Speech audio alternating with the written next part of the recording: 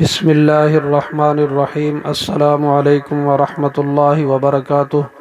اللہم صلی علی محمد وعلی آل محمد۔ اللہ تعالیٰ کی ذات سے امید ہے آپ ناظرین خیر و عافیت سے ہوں گے۔ اللہ پاک آپ کو اپنے حفظ و امان میں رکھے، دنیا آخرت کی خوشیاں نصیب فرمائے، آمین۔ حسد، جادو اور نظر سے بچنے کے لیے بہترین مجرب اور آزمودہ عمل آپ کو بتا رہا ہوں۔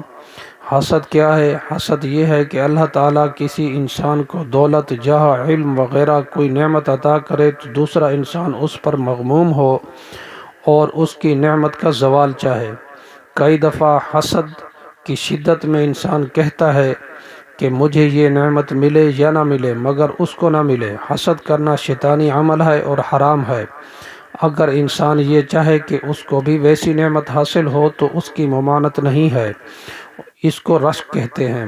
حسد کرنا اللہ تعالیٰ کے انعامات کی تقسیم پر ناراضگی کا اظہار کرنا ہے، بلکہ اس کو بے انصافی قرار دینا ہے اور اس کی حکمت عملی اور مصلحت کو غلط قرار دینا ہے، جو کہ بڑی حماقت اور جہالت ہے۔ اللہ تعالیٰ کے خزانوں میں کمی نہیں ہو سکتی۔ اللہ تعالیٰ خالق کائنات ہیں، رازق اور شہنشاہ کائنات ہیں۔ وہ جس کو جو نعمت چاہیں اور جس قدر چاہیں عطا کریں، کوئی ان کو روک ٹوک نہیں سکتا، کوئی ان سے چھین نہیں سکتا۔ ہم یہ نہ بھولیں کہ نعمت کی عطا کے لیے ایک وقت اور مدت مقرر ہے، کوئی ان کو بدل نہیں سکتا۔ بعض اوقات ایسی نعمت بالکل عارضی ہوتی ہے۔ قرآن حکیم میں ارشاد ہے، اللہ تعالیٰ دولت دے کر لوگوں کی آزمائش کرتے ہیں اور پھر وہ دولت، عہدہ اور اقتدار جلد ہی جاتا رہتا ہے۔ اس لیے انسان حسد کیوں کرے؟ اللہ تعالیٰ کے خزانے لامحدود ہیں، کسی کو عطا کرنے سے ان میں ذرا برابر بھی کمی نہیں ہوتی۔ ایسی بدگمانی جہالت اور خالق کے کائنات کی اہانت ہے۔ ہر مسلمان محنت اور دعا سے ان کو حاصل کر سکتا ہے۔ اگر ان نعمتوں کی عطا میں مسلمان کی بہتری ہوگی تو وہ یقیناً مل کر رہیں گی۔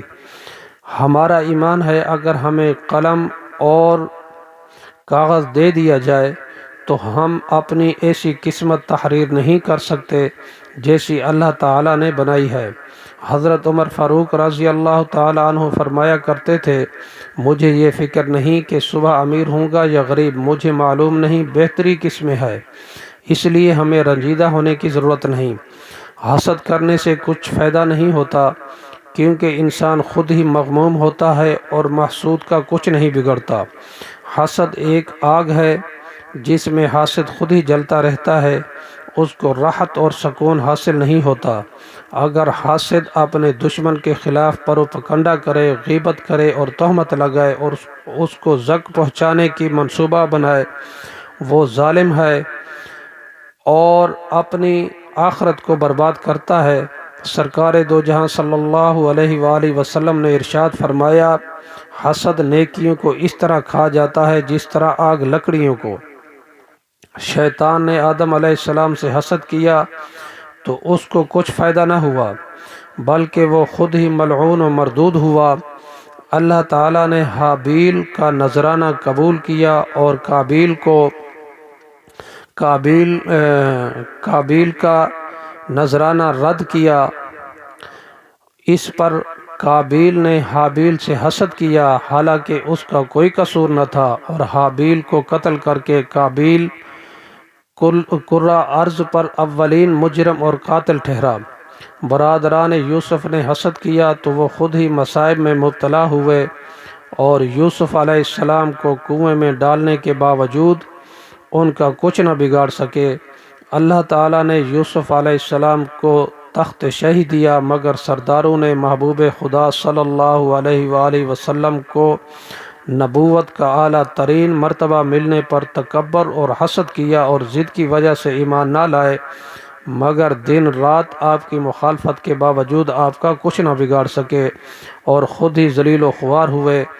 روزانہ کی زندگی میں ایسی ہزاروں مثالیں ملتی ہیں۔ حسد کرنا خود غرضی کی علامت ہے، اور مومن خود غرض نہیں ہوتا۔ مومن لوگوں کو فائدہ پہنچاتا ہے، محروم نہیں کرتا۔ جس سے محبت ہو اس سے انسان حسد نہیں کرتا۔ ماں باپ اپنے بیٹے سے حسد نہیں کرتے، خواہ وہ کتنا ہی دولت مند ہو اور اعلیٰ رتبے پر فائز ہو۔ حسد کو اپنے مسلمان بھائی سے محبت نہیں ہوتی، حاسد کو اپنے مسلمان بھائی سے محبت نہیں ہوتی، اور یہ ایمان کی کمزوری کا ثبوت ہے، کیونکہ ایمان محبت کا دوسرا نام ہے۔ حسد جادو اور نظر سے بچنے کے لیے نایاب اور مجرب عمل ہے۔ آپ نے صبح شام 7 مرتبہ آپ نے سورۃ فلق پڑھنی ہے، قل اعوذ برب الفلق، اور 7 مرتبہ یہ دعا پڑھنی ہے، اعوذ بکلمات اللہ التامات من شر ما خلق۔ اپنے ہاتھوں پر پھونک مار کر پورے جسم پر پھیر لیا کریں اور اپنے جسم پر بھی پھونک دیا کریں۔ انشاءاللہ ہر قسم کے حسد سے اور نظر سے اور جادو سے محفوظ رہیں گے۔ السلام علیکم ورحمۃ اللہ وبرکاتہ۔